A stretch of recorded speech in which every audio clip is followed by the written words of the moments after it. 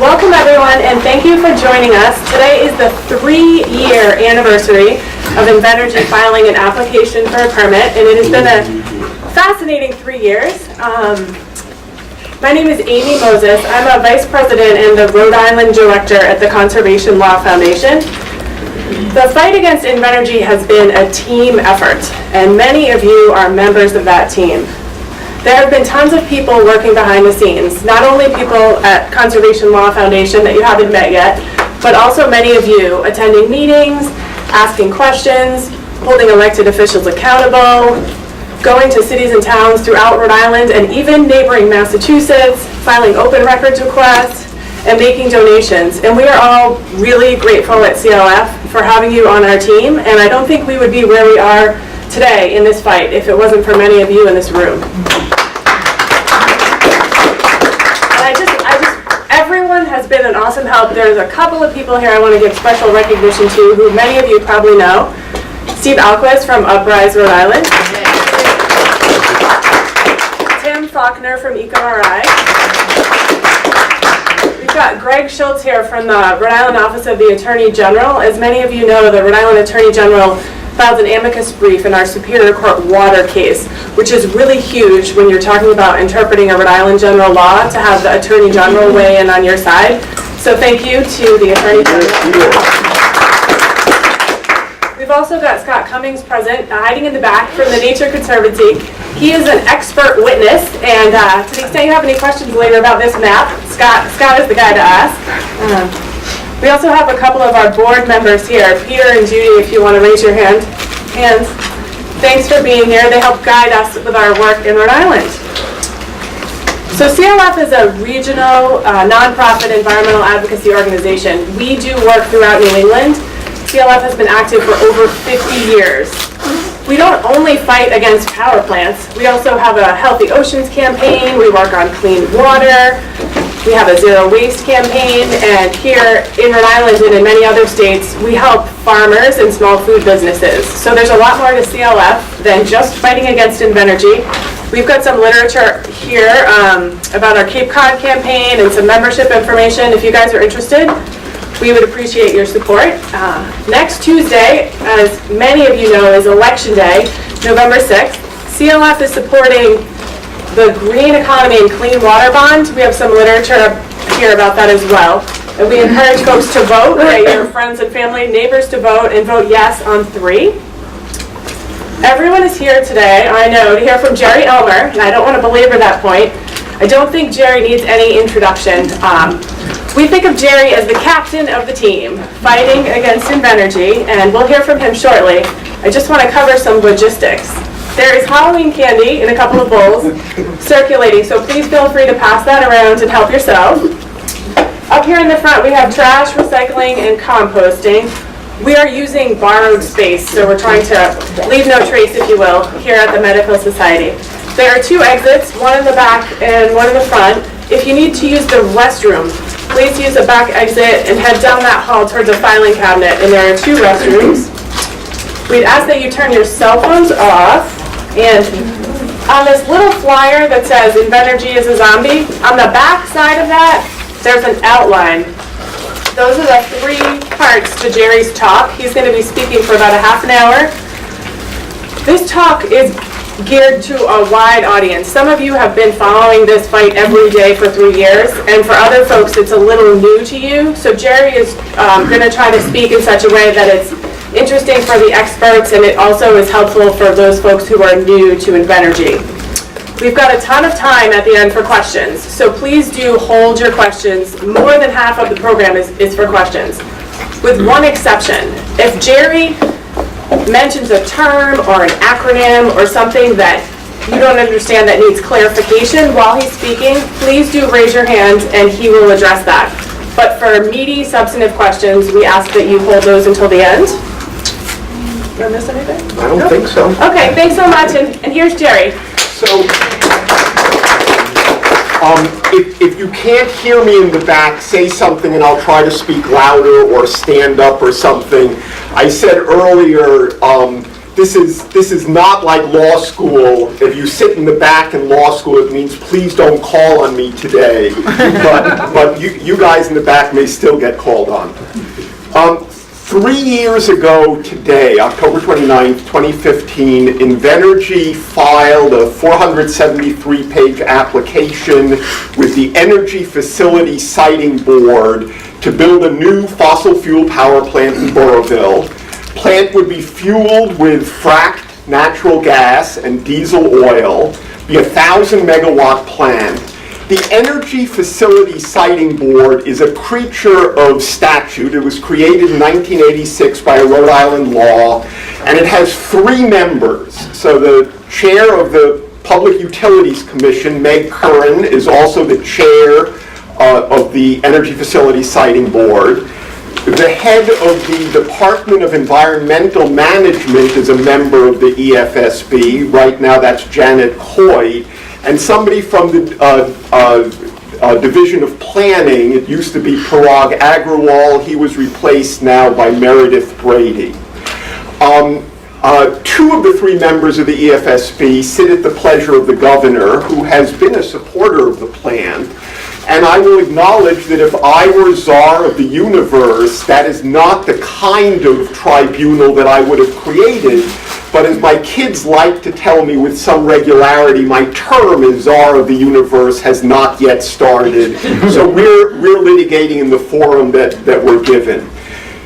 One other thing about the statute that you need to know is that the creation of the Energy Facility Siting Board was really designed to help expedite the permitting process by taking away from local authorities like the Burrillville Planning Board or the Burrillville Zoning Board permitting authority and putting it in one central place to sort of counter this NIMBYism, not in my backyard, give the permitting authority to a central body, which then in turn gets advisory opinions from other state agencies that used to have that authority. And we'll come back to those advisory opinions in a moment. Invenergy has 23 witnesses before the Energy Facility Siting Board, everything from whether the plant is needed, to noise impacts, to landscape architects. CLF is addressing 3 issues in the case, and we have outside expert witnesses on each of those 3 issues. One issue is that the plant is not needed. The electricity from the plant is simply not needed for system reliability or keeping the lights on in New England. Second, we have a witness on the carbon emissions and climate impacts of the plant, whose testimony is that if this plant is built, it will be impossible for the state to meet its short-term, medium-term, long-term carbon reduction goals. And then the third issue that we're addressing are these non-carbon climate impacts. It turns out that the location of this plant is a uniquely sensitive location. The Nature Conservancy has done surveys from Virginia all the way up to Maine. This is one of the very, very last pieces of interconnected forest. It's important for biodiversity, and there would be unique and non-carbon environmental impacts if this plant is built. One of the things that we're very pleased about, and we think it'll help our case, is that this chart, like our expert witness on these non-carbon environmental impacts, comes from the Nature Conservancy. Janet Coy, who's an EFSB member, was head of the local office of the Nature Conservancy and in fact hired CLF's expert witness, Scott Cummings, and thinks well of him. So we think that is something that may help us in the broader case. We do also have this separate case in Superior Court in which CLF is suing Invenergy in the town of Johnston. We're alleging that the water contract entered into between the town of Johnston and Invenergy to supply cooling water to the plant is illegal. And Amy hit the nail on the head when she said it was a big help to us in that case to have the Attorney General come in and say, yeah, CLF is right, Invenergy is wrong. That Superior Court case is still pending. We may or may not win it. I'm not sure that water is going to be the issue that stops the plant, although I will say CLF and the Attorney General agree that CLF's case in this regard is well grounded in law and fact. So there's one more piece of background that I need to provide to bring us to where we are today and what it means. And this is the only sub-part of my presentation that will be rich in acronyms. I apologize in advance, but I will try to explain all of the acronyms as we go along. The New England electricity grid is run by an entity called the ISO. It's an acronym and stands for Independent System Operator. Runs the New England electricity grid in real time and runs the markets for electricity. ISO, Independent System Operator, is regulated by the Federal Energy Regulatory Commission, FERC, under the Federal Power Act, and it's their job to keep the lights on in New England.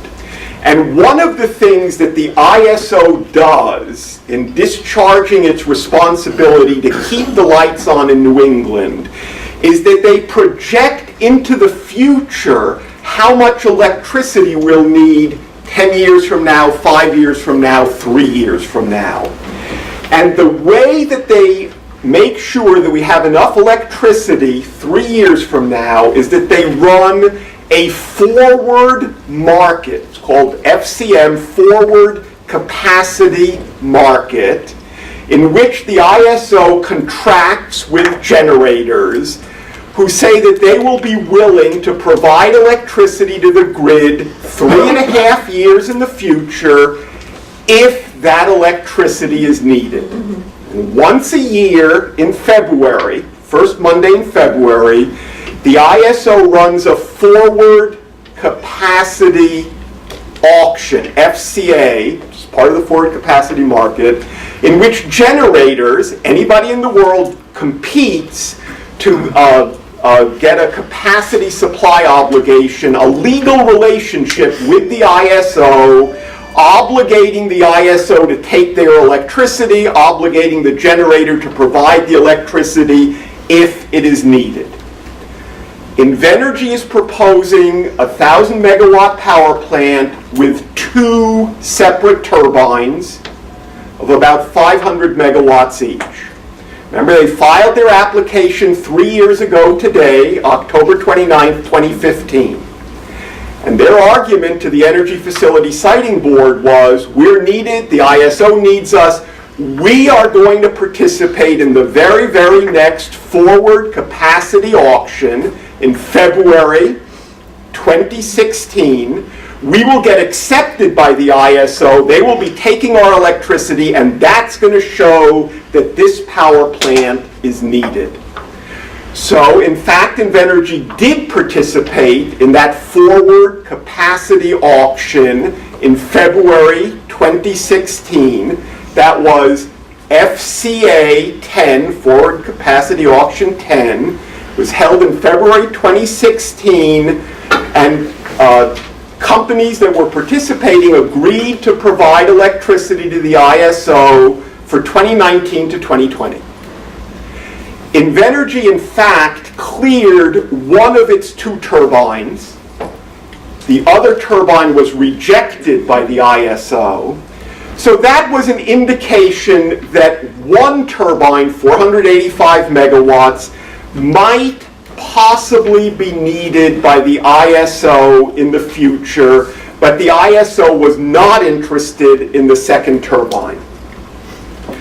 So let's go ahead 1 year, February 2017. The ISO holds its next auction, and Invenergy says, of course, our second turbine will clear. It was a mistake last time. It'll clear, it'll clear, it'll clear. The second turbine did not clear in FCA 11 in February 2017 for the period starting 2020. Meanwhile, remember, Invenergy had this obligation for one turbine, 485 megawatts, to be online in 2019, but it's not going to be able to do it. So Invenergy postponed that obligation till 2020, and in 2020, Invenergy still won't be ready, so Invenergy postponed its obligation for another year till 2021, and Invenergy is today telling everybody, yes, we are needed. Yes, you can tell we're needed because we had that CSO. Yes, we will be operational in 2021. That's Invenergy's position. Then in September, a year ago, September 2017, getting ready for this Forward Capacity Auction 12 held last February, the ISO essentially disqualified Invenergy's second turbine from even competing in the auction. What the ISO said to Invenergy with regard to the second turbine was, we don't want the power, we don't need the power, we can keep the lights on without the power from your second turbine. Go away, take a hike, we're not interested. And after that happened a year ago September, our chances of winning the lawsuit went up to about 50%, 50-50. Pause for a very brief tangent. CLF decided to take this lawsuit against Invenergy in August of 2015 when the governor announced this plan for a power plant. I had told CLF that I thought that it was a good idea to take the lawsuit. A polluting fossil fuel power plant is a terrible, terrible, terrible idea, but we had about a 0% chance of winning. Between August 2015 and a year ago, our chances of winning went from 0 to about 50-50. Well, there are two things you can say about that. 50% chance of winning is a heck of a lot better than 0%, but it's not near 100%. And part of the reason I say this is that I think it speaks well of CLF to take the lawsuit originally 3.5 years ago, not because we thought we would win, because we didn't, but because we thought it was the right thing to do ethically and environmentally. So that brings us to the present time. If you're following on your little outline, we're moving from Roman numeral 1 to Roman numeral 2, the present time. So Thursday, September 20th, about a month ago, the ISO essentially terminated its legal relationship with Invenergy for the obligation to take the electricity from that first turbine. Back in February 2016, Invenergy got that capacity supply obligation, CSO, for one turbine.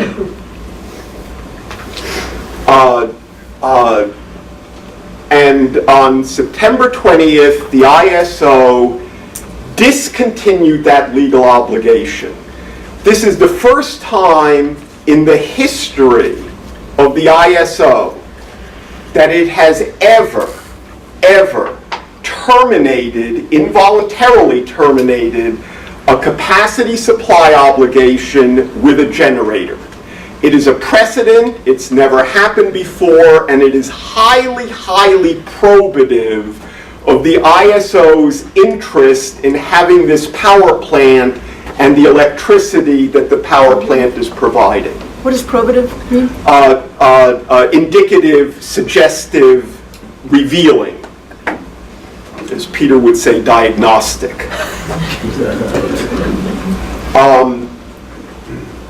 A week later, on Friday, September 28th, So on Thursday, September 20th, the ISO, with regard to Invenergy's Turbine 1, said, go away, we're not interested, we don't want you, we don't need you. A week later, the ISO disqualified Invenergy's Turbine 2 from even participating in the next forward capacity auction, which will be held in February of next year, February 19. So taken together,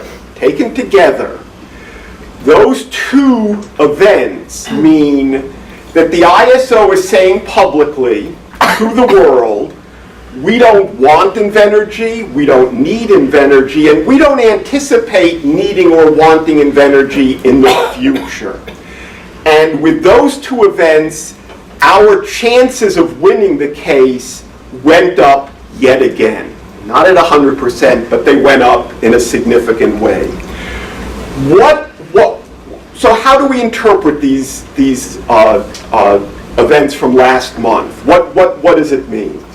First of all, most importantly, what it means is it is confirmation that what CLF has been saying all along about the need for the plant is actually correct. The plant is not needed for system reliability. It's not needed to keep the lights on. And although CLF is an environmental organization, we're concerned about climate impacts and carbon emissions and non-carbon environmental issues. To the EFSB, the question of need is of central importance. Think of it this way. If the plant is not needed, it's going to be very, very hard for the EFSB to grant a permit for a new fossil fuel power plant. On the other hand, if the plant is needed to keep the lights on, to keep incubators in hospitals that keep babies alive from going off, it's going to be very difficult to deny a permit to Invenergy despite the environmental harms. So the fact that the federally regulated independent system operator is saying this plant is not needed is very, very important. When these events happened at last month, the EFSB suspended the docket, suspended the litigation for the permit until after Thanksgiving. The ISO's filing terminating that capacity supply obligation on Turbine 1 is still pending before the Federal Energy Regulatory Commission in Washington, D.C. That decision should be made by about Thanksgiving. The EFSB wanted to see how that turns out. The Office of Energy Resources that provided an advisory opinion wanted to reconsider its advisory opinion in light of the new ISO decisions, and so the hearing of witnesses before the EFSB will be suspended now for another month until after Thanksgiving. So that's where we are today, with a much, much, much better situation than we've had before. What is ahead? So now on your little outline, I'm moving from Roman numeral 2 to Roman numeral 3. The first thing that's going to happen is that on Wednesday of this week, Halloween Day and Sheila Dormity's birthday, the EFSB is going to be holding a hearing on a number of motions that are pending before it. The first motion was filed by the town of Burrillville, which, as I think most of you know, has been working together with CLF opposing the power plant. Town of Burrillville has a motion before the EFSB asking the EFSB to reject the advisory opinion that came to the EFSB from the Public Utilities Commission saying that the power plant is needed. Remember earlier I said that the statute that created the Energy Facility Siting Board gave to other Rhode Island agencies the power to make advisory opinions. And in this case, the EFSB sent to 13 different agencies requests for advisory opinions on different parts of the plan. Department of Health got some health concerns. Department of Transportation got transportation concerns. The PUC was asked to advise, is the plant needed? And the PUC advisory opinion said, yes, the plant, our opinion is that the plant is needed. And Burrillville has a motion pending before the EFSB that will be heard on Wednesday, asking the EFSB to reject the advisory opinion of the PUC as being way, way out of date and not valid anymore. In fact, the PUC advisory opinion said, we find the plant is needed because Invenergy has a capacity supply obligation for 485 megawatts with the ISO. Well, we now see that is invalid. If the EFSB, and by the way, the statute that creates the EFSB gives the EFSB the legal authority to accept any advisory opinion or reject any advisory opinion or modify any advisory opinion. So what Burrillville is asking the EFSB to do is absolutely strictly kosher. They have the authority to accept or reject the advisory opinion.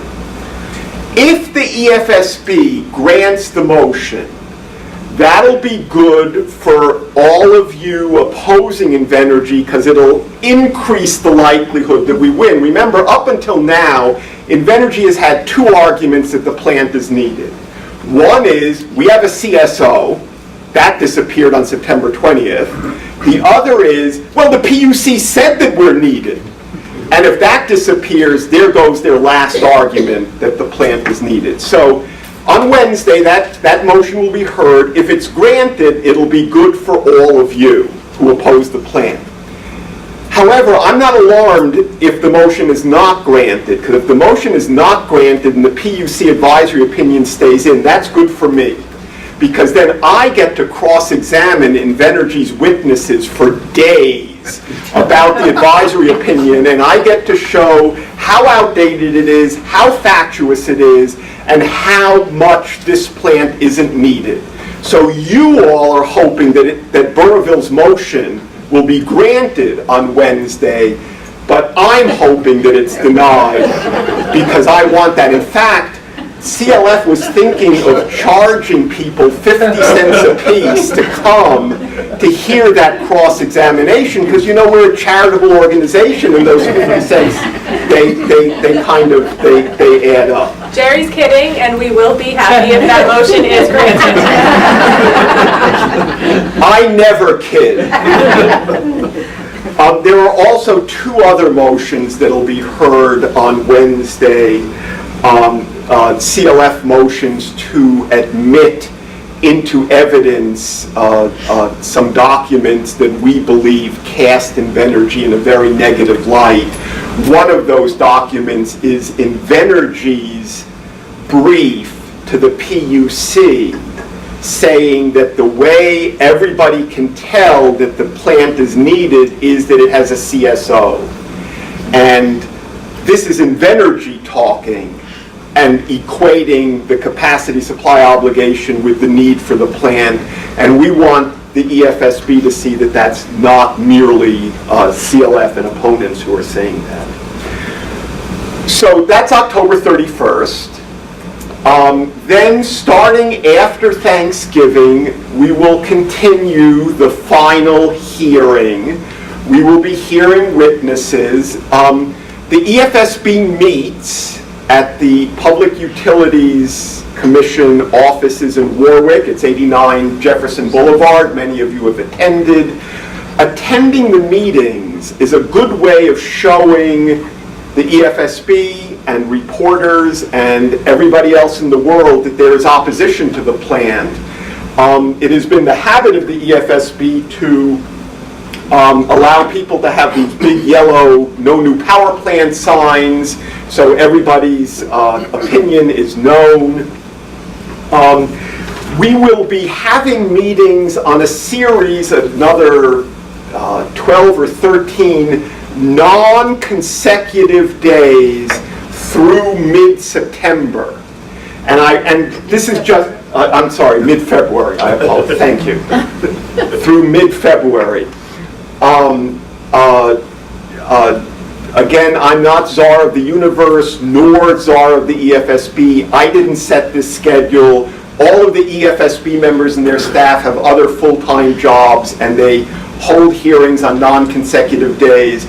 The dates that may be of interest to you, because they will have interesting witnesses appearing, the question of need, is the plant needed, will come up on December 6th, January 8th and 9th, and January 16th and 17th. In every case, Invenergy's witnesses go first, because this is Invenergy's application. Invenergy has the burden of proof on every issue. So that means that Invenergy's witness on need will be heard on December 6th and will be cross-examined by all of the opponents of the plant. John Nyland, Invenergy's spokesperson, will be heard on February 6th and February 7th. Mr. Nyland has unfortunately said under oath to the EFSB a number of things that are demonstrably incorrect. They are factually incorrect, and thus his testimony, his cross-examination, will be of interest. One more thing. I think, as of today, Invenergy means to litigate this case through to the end. And that's a little bit surprising to me, and it's a little bit surprising also when I talk to folks from the other big energy companies in New England, all of whom are multinational, multi-billion-dollar energy companies: Dominion, NextEra, NRG, Entergy, Calpine. All of those companies say, geez, you know, this plant is never being built. They don't have a CSO. They don't have money to build a plant. If this were our company, we would just walk away. I think at this point, I mean, I don't speak for Invenergy, right? I think Invenergy means to litigate the case to the end. And that's surprising.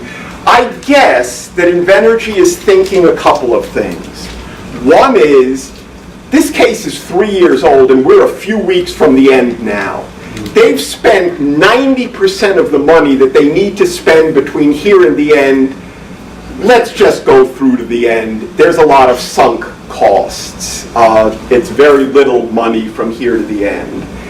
They also may be thinking, geez, we could get a permit and we could do what the owner of the power plant in Tewantic, Connecticut did.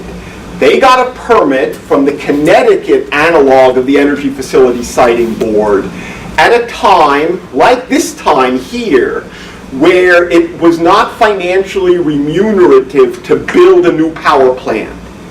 And the company took the EFSB permit and they put it in their back pocket for 12 years until the energy market turned around and it was remunerative to build a plant, and then they built the plant. So Invenergy may be saying to itself, without a CSO, they cannot build a plant. The CSO is the stream of income that collateralizes the bank loans to build a plant. So without a CSO, there's no plant going to be built. Invenergy may be saying to itself, we're going to litigate this to the end. We're going to get a permit. We're not going to build now. We can't build without a CSO. We'll put the permit in our back pocket, and maybe in 5 years, or maybe in 8 years, or maybe in 11 years, the market will turn around, we'll bid into that forward capacity market again. At that point, our plant will be needed, we'll get a CSO, and we'll already have the EFSB permit. So if I had to guess or put money on this, I would say Invenergy is not going to walk away, is not going to just say forget it. They're going to make us litigate this to the end. I think we have a pretty good chance of winning now, and I'm not sure that means the EFSB denies the permit at the end of the case, but I'm not sure that Invenergy appreciates that fact yet. So I'm happy to take questions or what have you. Yes? So a permit is good indefinitely? Like if they don't, if they decide not to build this plant this year, next year, 10 years, 12 years, how long do they have this permit open to them? That's a very good question. So limits can be put on a permit by the EFSB. And if the EFSB were inclined to grant a permit, which I think is unlikely at this point, you may be sure that Burrillville and CLF would say, whoa, whoa, whoa, not an open-ended permit, not a permit forever, and make as a requirement of the permit that they have to, for example, break ground within 15 months or 20 months or 24 months. There is 0% chance of that happening. Invenergy at this point does not have an interconnection agreement with the utility to connect its power plant to the grid. Invenergy does not have a capacity supply obligation that would allow it to collateralize loans to build the plant. So even if the EFSB were to say, here's a permit, but you have to break ground within 2 years, that plant would not be built. It could not be built. They don't have it. There's no interconnection agreement. It would take a long time to build the interconnection between the power plant and the grid. They couldn't get loans to build the plant. So I don't think the plant is going to be built, and I don't think that a permit is going to be granted. But even if a permit were granted, if it were for a limited period of time, which I'm pretty sure this EFSB would do, remember, Invenergy's application said, we will have a capacity supply obligation in February of 2016 for 1,000 megawatts because our plant is needed. Our plant is needed in June of 2019. Well, now the ISO is saying they're not even going to be built by 2023, and we don't need them and we don't want them. So I think if there were a permit, you would not get an open-ended permit from this EFSB. And even if Invenergy were to get a permit, that's not the end of the road. Yes, okay. So if Invenergy were to get a permit, the permit can be appealed. And it is likely that both the town of Burrillville and CLF would appeal that permit. There's an appeal as of right from the EFSB to the Rhode Island Supreme Court. But let's put it this way. I don't want to put actual odds on it because I'm not an odds maker, but I have stopped drafting CLF's appeal from an EFSB permit because I don't think it's likely to happen.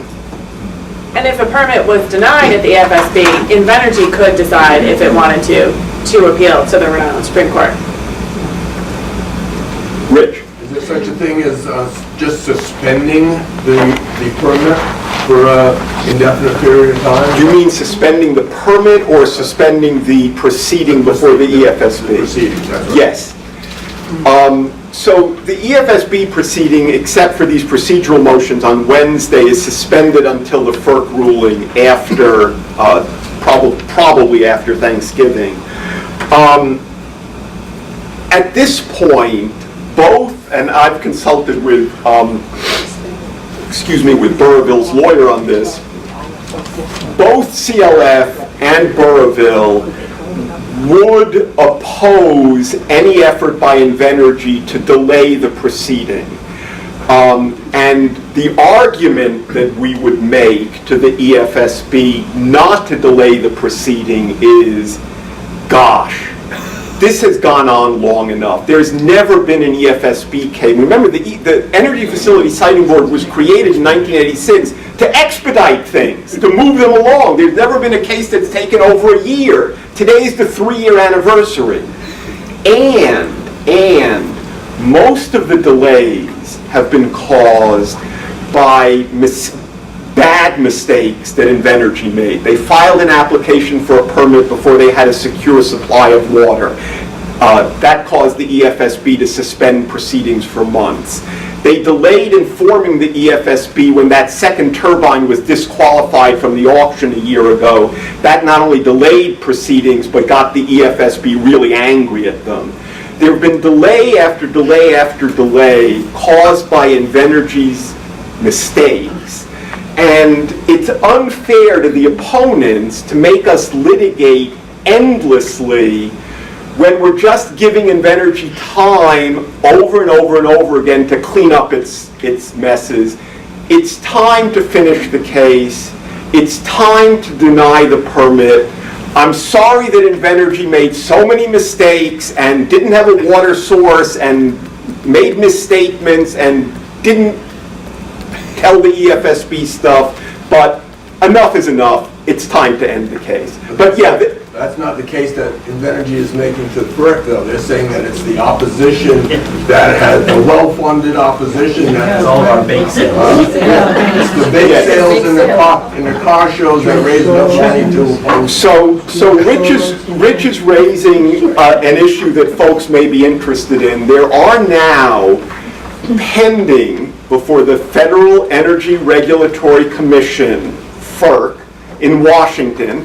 FERC is the entity that regulates the ISO. So there are 2 lawsuits pertaining to Invenergy. The first is the lawsuit initiated by the ISO when they terminated that capacity supply obligation with Invenergy on September 20th. The second lawsuit was commenced by Invenergy against the ISO. The ISO lawsuit says our tariff, our rules and regulations approved by FERC that apply to every power company in New England says that we're allowed to terminate this relationship with Invenergy. So Invenergy's lawsuit, the second lawsuit, asks FERC for a waiver from the ISO's tariff approved by FERC that applies to every other power plant in New England. Invenergy says, yes, it's the tariff. Yes, it was approved by FERC. Yes, it applies to every other generator, but we don't want it to apply to us. We want an exception. Who do you think will be drawn into that lawsuit that Invenergy filed against the ISO, aside from the ISO? Every other generator in New England, who says to the FERC, we need a level playing field. We need the rules to apply to everybody. The rules that apply to us have to apply to Invenergy. And what happened this morning at 3:57 a.m., but yes, the first of those other energy companies, Dominion, that owns the Manchester Street power station down at Davol Square, intervened in the FERC lawsuit to say, whoa, wait a cotton picking minute, you're going to give them a waiver from the tariff that applies to all of us? That's not fair. And there will be others that do the same thing. We are being held. And what what Rich is referring to is, in both of those FERC lawsuits, I am so proud of this. Invenergy filed with FERC a blog that I put on the CLF website a year and a half ago. Invenergy said to FERC, yes, there have been delays. There have been delays. But it's because of those well-funded opponents of Invenergy. And they said, Invenergy printed out a copy of my blog from the CLF website and gave it to FERC in 2 lawsuits and said, look, the fault is, it's not in our stars that we are underlings. It's not. It is not that we filed an application with the EFSB before we had a water source. The problem with the water source is Jerry Elmer's blog criticizing what we did.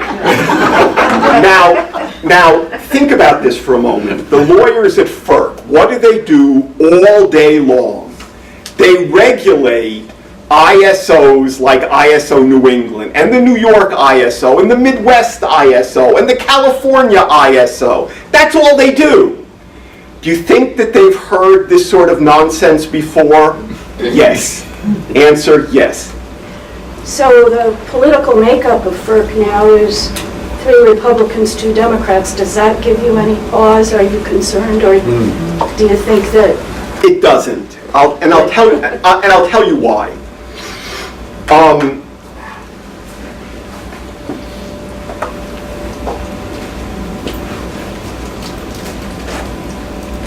The filing that the ISO made, I don't want to bore you with a lot of technical details, but there are 2 different ways that filings like that can come to FERC. Under Section 205 of the Federal Power Act, Section 206. Section 205 filings are viewed by FERC essentially as a rubber stamp. They get many of them every day. This is stuff that these various ISOs are allowed to do. They do all the time. It's a rubber stamp. The Section 206 filing, those are the controversies, those are the litigations, those are the ones that could go either way. There are ISOs that control the electricity grid for most, but not all, of the United States. ISO New England is the 6 New England states. The New York ISO, PJM is all or part of 13 mid-Atlantic and Midwestern states. They all have these tariffs, these rules that everybody has to follow. And it really is not, it's not that complicated. Here are the rules, they're approved in advance by FERC, everybody has to follow them. And the idea that Invenergy comes and says, well, we don't want to have to follow them, but everybody else has to. That's not a Democrat or Republican thing. We have these entities that we've approved to run the electricity grid. They can't do their job if the rules that apply to everybody don't apply to you. So I'm not worried. This is not a political matter. Yes, Peter. Jerry, there is sort of the general public opinion, which probably doesn't bear on any of the stuff that you've been talking about. You're a marvelous raconteur, and this is a fabulous story, and it's really great to get it all from start to finish to this point. And I'm sure we're all going to be looking forward to it going forward. But the issue of do we need being stopped at 3 years ahead of the current time seems like it's a little short-sighted, and yet that's what the forward capacity auction does. Somebody stands up from the black side and says, we must be prepared for the lights going out 5 years from now. How do we defend the 3-year auction process that is now enshrined in the way we do it? So, the question is sort of how sensible is this scheme that ISO New England, the New York ISO, PJM that covers all or parts of 13 mid-Atlantic and Midwestern states, they all have this forward capacity market. It's all 3.5 year ahead market. And first, let's acknowledge that that system is not universally applied or done. For example, the Texas ISO analog called ERCOT has no forward capacity market whatsoever, but they pay more for energy than we pay. We pay some in energy and some in capacity. And I'm going to evade your question for the following reason, but I'll give you a reason why I'm evading it. Again, I'm not czar of the universe, and I didn't invent the forward capacity market that the ISO runs. I'm just a poor country lawyer, and I've got to litigate in the forum and with the facts that I'm given. There are benefits to having a forward market. There are also benefits to the kind of ERCOT Texas system of having it all on the energy side, not dividing them up. And, you know, I litigate in the forums that I'm given. I don't invent the forums and I don't invent the tariff. There are pluses and minuses to having a forward market. One of the pluses is it allows us to plan. And keep in mind that the ISO has 576 staff people, and when they make the arrangements for each of these annual auctions on the first Monday in February, they take into account what plants are going to retire. Will demand for electricity go up or down? Where are people proposing to put plants in relation to where the demand is? How many plants are there already? How many new ones are coming in? What about renewables? They try to take all of those things into account. People quibble with the decisions that are made, and, you know, I would not necessarily have organized things in this way, but that's the way they are, and I've got to litigate against this given the facts that are there. Thank you. Sir. So I completely respect that you're not an odds maker, and I completely understand that you're not czar of the universe yet. But in terms of level of confidence, because those of us from Burrillville, we've been on this emotional roller coaster for 3 years, and we go in hearing and expecting and supporting the arguments that such as yourself and from the town lawyer. The FSB has never ruled in our favor on any of these things.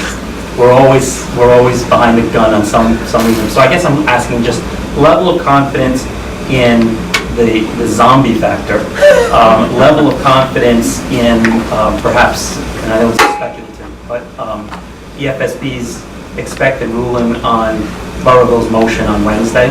Okay, so let me tease apart your question in several levels. First of all, well, let's take the big matter first. I have a good level of confidence that the plant is not going to be built. Because even if there were a permit, there's no CSO that would collateralize loans to build a plant. I wouldn't lend unsecured $1 billion to Invenergy, and neither would Chase Manhattan.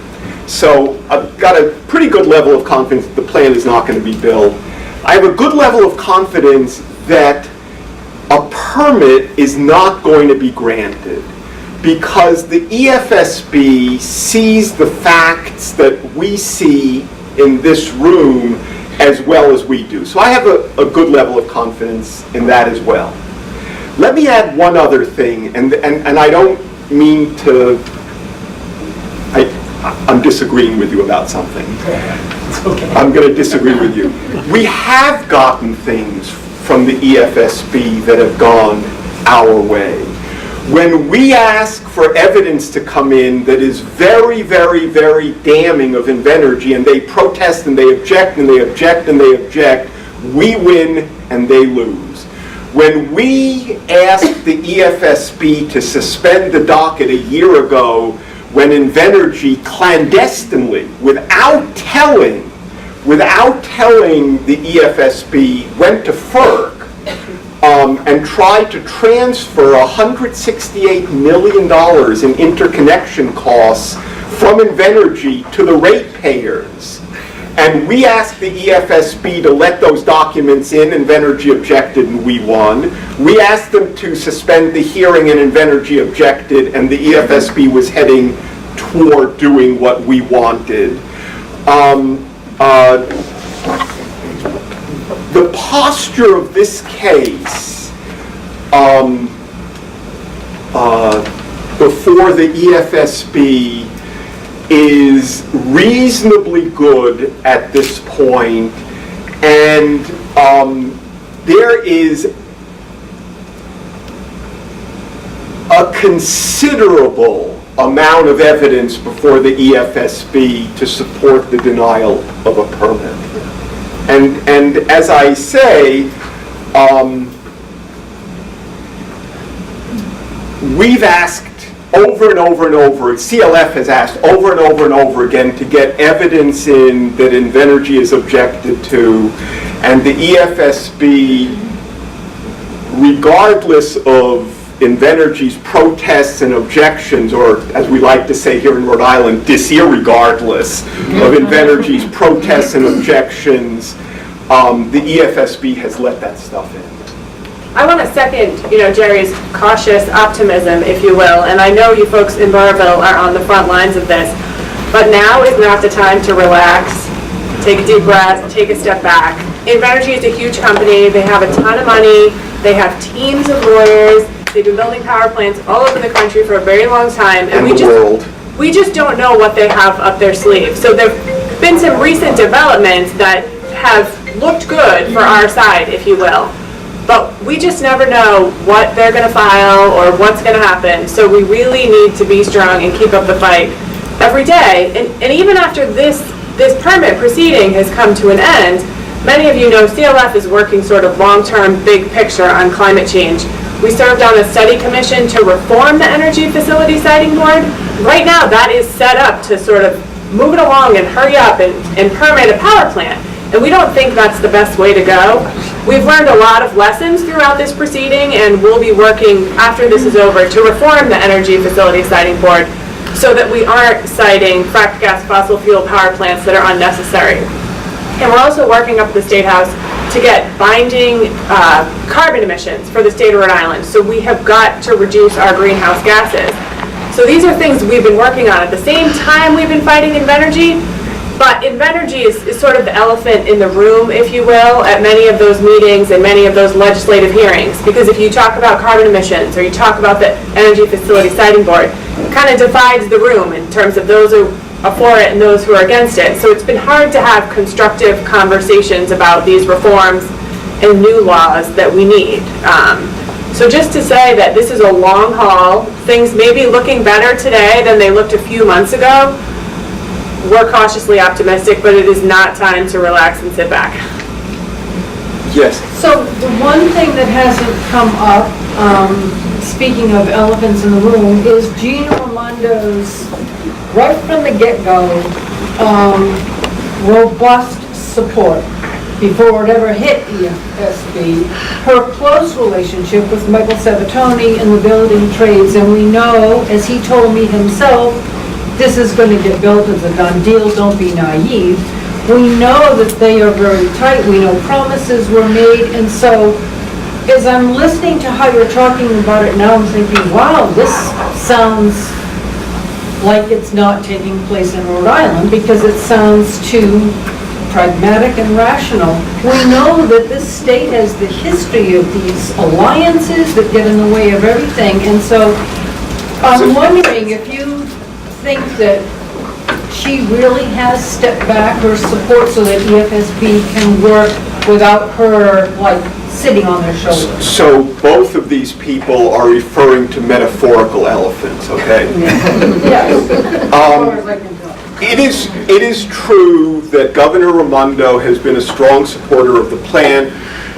Remember, it was October 29th, 2015 that the application was filed, but the previous August 3rd, Governor Raimondo held a news conference with the president of Invenergy, Michael Polsky, who flew out from Chicago, had a model of the plant, and she's been a strong supporter of the plant. I think that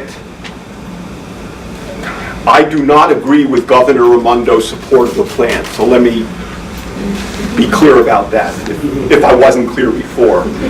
I think that she has indicated publicly in a number of ways and forums of late that she is, I think the figure of speech is walking back her strong support. Tim Faulkner from Echo RI News had a recent article where Governor Raimondo said, "Well, we'll let the project, we'll let the process work, but we all know that there's been a lot of renewable energy and wind coming in of late." And of course, she's right about that. I would like it if the governor held a news conference for no other purpose than to say, "I hereby rescind my earlier strong support for the plant." Mary Pendergast, you want to say something about the postcards that you have? We'll pass one around. Remember when Governor Raimondo came to Burrillville and she heard countless issues of why the plant should not be built. She said to the people of Burrillville, if there are issues, this plant will not be built. And so we may have a postcard campaign. If you'd like to take some postcards and mail to Gina Raimondo your issue with why the plant should not be built. I have her home address. So can you send those postcards around, and the home address is? 125 Morris Avenue, Providence. 125 Morris Avenue, Providence, 02906. Mary Pendergast will send around those postcards for you. Other questions? Is it legit to say because a home or it's going to stay out? I don't think she'd ever see it if it went through its state. Yeah. Good point. Her husband can leave Tim, I think it was a couple of Sundays ago, EcoRI had a debate. They moderated a debate at Audubon's annual meeting, and I think the video from that is up on your website, right? Yeah. So if folks want to hear directly from people on the issues, you can go to the EcoRI website and watch a video of that recent gubernatorial debate on environmental topics. Yes. It's not a question, it's a suggestion. If you haven't already seen it, when you leave the city today, take a ride up to Orms and State Street and take a look at the magnificent billboard that we have provided, no new PowerPoint. It has the governor's phone number on it. It's quite impressive. We've raised so much money with bake sales and wine tastings and painted wine bottles with lights on them. You'll be amazed what people will buy. And so anyway, just to know that we're working very hard to promote this opposition, and it's a magnificent billboard. So anyway, do that. Sir. Jerry, you indicated, and I didn't know this, so is OER is reconsidering its advisory opinion? Yes. So OER has put in an advisory opinion which was fairly limited. They said, we have checked independently some of the facts and figures that Invenergy has put in, and we find them to be reasonable. As soon as the September 20th ISO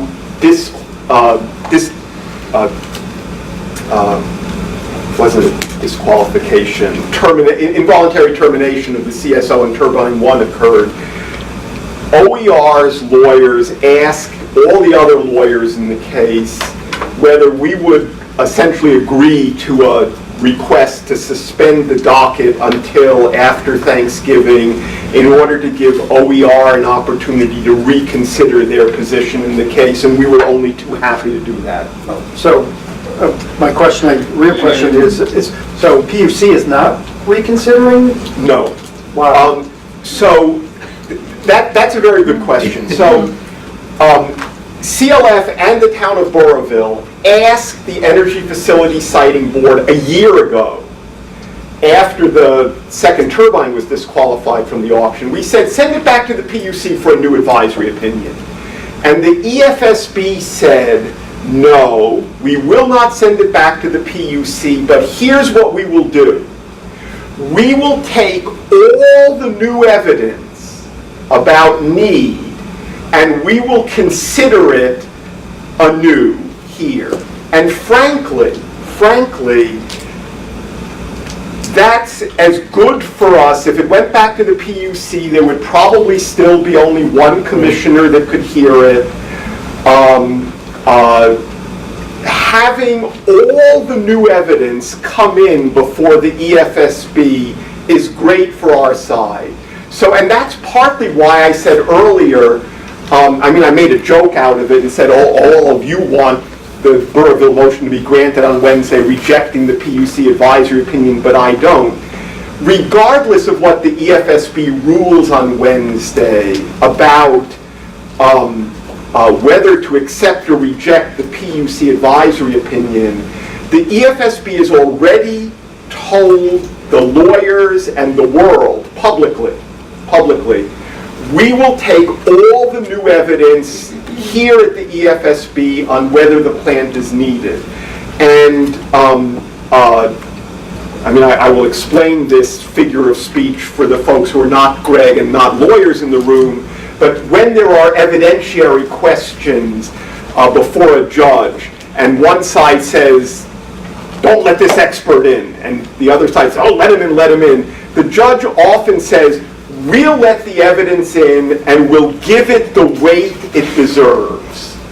And and that's a polite way of saying if the evidence is garbage, we'll give it the weight it deserves. I am confident that whether or not the PUC opinion technically gets rejected by the EFSB, it will be given the weight that it deserves, which is very, very little. The PUC said they've got a capacity supply obligation. That way we know they're needed. We think they're needed. End of discussion. Well, that's not true anymore. And even if the opinion comes in for the weight and is given the weight that it deserves, that doesn't hurt us. Just following up on the OER, aren't they an intervener in the case? Yes. And wouldn't that be weird for them to suddenly be intervener, they're interveners for the power plant, but they're never going to put out an advisory opinion that says, well, maybe not? Yeah, the OER is Office of Energy Resources. The Office of Energy Resources is a party in the EFSB proceeding. They're an intervener in the same way that CLF is. They're a full party. And yes, they can change their position, as in fact the town of Burrillville has changed its position. For the first year of the lawsuit, Burrillville said, we are neutral, we are getting the facts, we do not have a position.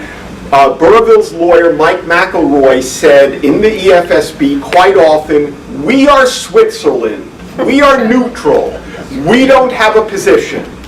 Then they got the information they wanted, and they said, we are now changing our position.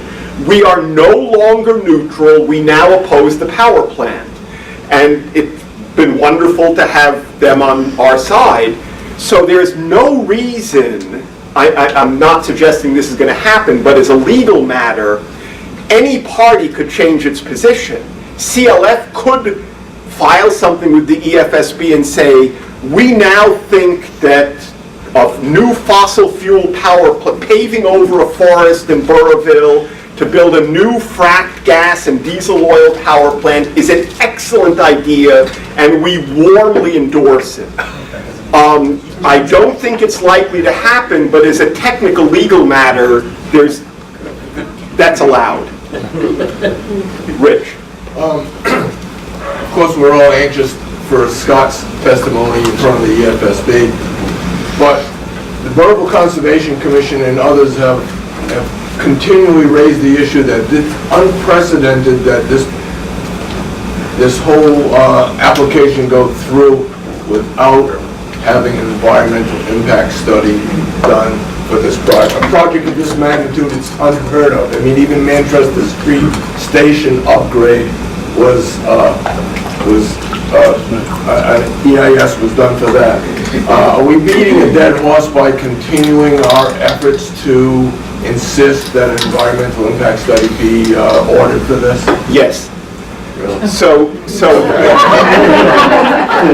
let me amplify. Rich, the acronym that Rich used, EIS, is an environmental impact statement.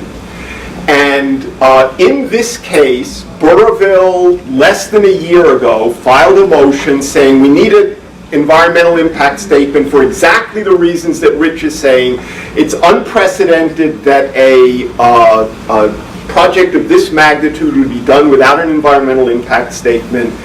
The CLF supported the motion. The motion was denied. They're not going to do an environmental impact statement. As a technical legal matter, the law that gives rise to the whole idea of environmental impact statements is the 1970 federal law, the National Environmental Protection Act, and that doesn't apply to this proceeding. This proceeding is governed by state law, by the Energy Facility Siting Act. So as a technical legal matter, the whole federal law construct that created environmental impact statements and made them required in certain federal cases doesn't apply here. And as a matter of policy, as a matter of public policy, CLF agrees with you. How could you build a $1 billion power plant and pave over a forest to do it without an environmental impact statement? It makes no sense. As a matter of law, I don't think that's going to be a winning argument in this case. So that's why I answered your question as I did.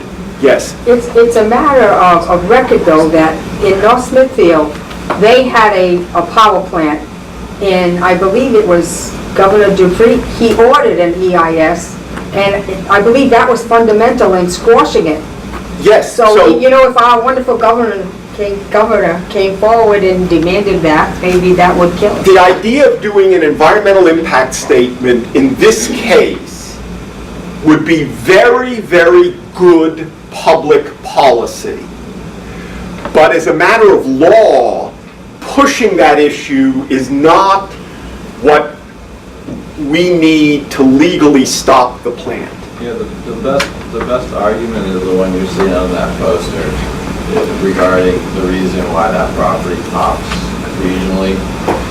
It's not, the EIS, it would be one more for them to go to, but it wouldn't stop anything. It would just be whereas this group has a lot better chance of making folks think. Shall we take one or two last questions before we adjourn? Yes. Do you think the tax treaty hurt us? I can take it.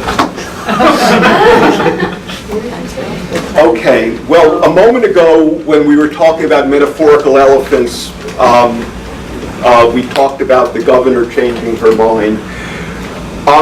I may have been wrong about something. I urged the town of Burrillville to reject the tax treaty because I thought it would hurt our side. I may have been wrong about that. Burrillville, first of all, Burrillville's lawyer, Mike McElroy, is the most experienced, most excellent utilities lawyer in the state. He has more experience in his little finger than I will ever have. So you guys are very, very lucky to have Mike litigating this. Burrillville, we have 3 witnesses. CLF has 3 witnesses. Burrillville, I think, has 11 witnesses on different subjects. Burrillville has been very, very, very important in this overall litigation, and that's being funded. Mike McElroy's time, effort, witnesses, filings are being funded by that tax treaty with Invenergy. I urge Burrillville to turn down the tax treaty. I may have been wrong. I take it back. Thank you. Sir. So, Invenergy's big argument is that this efficient, cleaner burning power plant is needed to replace older, inefficient fossil fuel power plants and nuclear. That seems to be backed somewhat by ISO New England. Isn't that really going to be their main argument in this case? And it seems the EFSB has some sort of sympathy to that argument as well. So if you didn't hear the question, I'm going to tease it apart into two different sectors. One is Invenergy makes the argument that we are a very modern, very efficient, state-of-the-art gas-fired power plant, and by building our very, very efficient gas-fired power plant, we will be backing off the system, backing off the ISO New England system, less efficient. There aren't really coal plants anymore, although they were when they filed their application, but we'll be backing off less efficient oil and gas plants. Therefore, there will be an overall gain in efficiency. And doesn't the ISO buy that argument? So first, that may have been a plausible argument 4 years ago when Invenergy started laying plans for this plan. There were plenty of less efficient gas and oil plants on the New England system, and because of the way that the ISO makes use of efficient plants before the inefficient ones, Invenergy had an argument that, yeah, we will be backing off less efficient plants, we are cleaner. In the last 4 years, though, what has happened is we've gotten a lot of zero-emission renewables onto the system. And so Invenergy really isn't the cleanest plant backing off less efficient ones. And the second thing you said, Tim, is very, very telling, because if the ISO thought that there was a good argument for having a more efficient, cleaner Invenergy plant, remember, they had the discretion not to discontinue that capacity supply obligation. The fact that the ISO did that and said to Invenergy, we're not interested in you, was an acknowledgement of this new reality in the world, that there are new offshore wind projects, new onshore wind projects, new transmission lines from Canada for Hydro-Quebec power, and that whole argument that we're a very, very efficient gas-fired unit and we will back off less efficient ones is less true today than it was 4 years ago when this plant was conceived, and is not an idea that turns out to be endorsed by the ISO. But will Invenergy make that argument? Yes, Invenergy will make that argument. I think we've got one more question. Just sort of as a follow-up to all of that, does the Mystic River plant case affect Invenergy's argument that we will be needed in the future? Well, yeah, I will try to do this briefly. The owner of the Mystic power plants, units 8 and 9, have... This is nearby Connecticut. Massachusetts. Oh, Massachusetts. This is Okay. Massachusetts.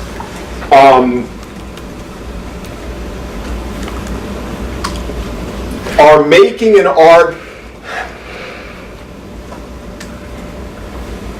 The ISO is making an argument at the Federal Energy Regulatory Commission that the ISO wants to keep Mystic units 8 and 9 despite the fact that they are not economical in the overall ISO system. Invenergy will argue to the EFSB, you see, we need more electricity, you need us. In fact,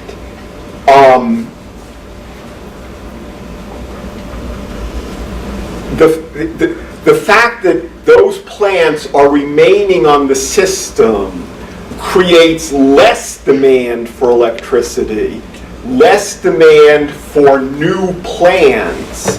And when you look at, I'm fairly confident of this, when you look at the filings made with FERC on both sides of the issue, keep the Mystic 8 and 9 units operating outside the normal tariff construct versus don't do that, neither side is addressing the kind of underlying issues of need that would indicate whether Invenergy is needed in Burrillville.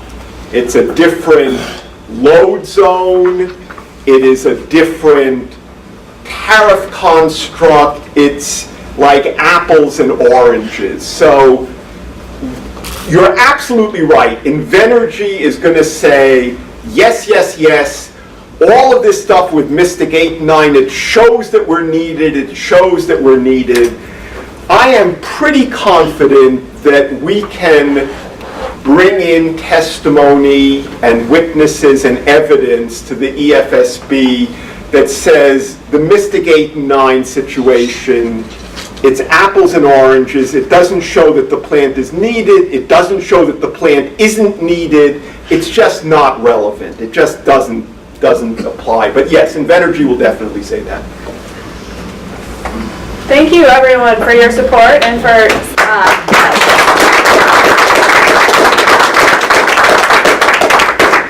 celebrating the 3-year anniversary with us. Jerry's mentioned his blogs a couple of times. If you haven't had a chance, definitely check out the Conservation Law Foundation website. There are lots of blogs and good material. I've also been tweeting, including from this event. I popped up a couple of pictures. So for those of you who are on Twitter, you can follow me and CLF as well. Also, as many of you know, there's been great coverage, and hopefully there'll be great coverage this Wednesday by EcoRI News and Uprise, and maybe even the Providence Journal will be there. So it'd be wonderful to see many of you on Wednesday at the EFSB. Final reminder to vote next week, yes on 3.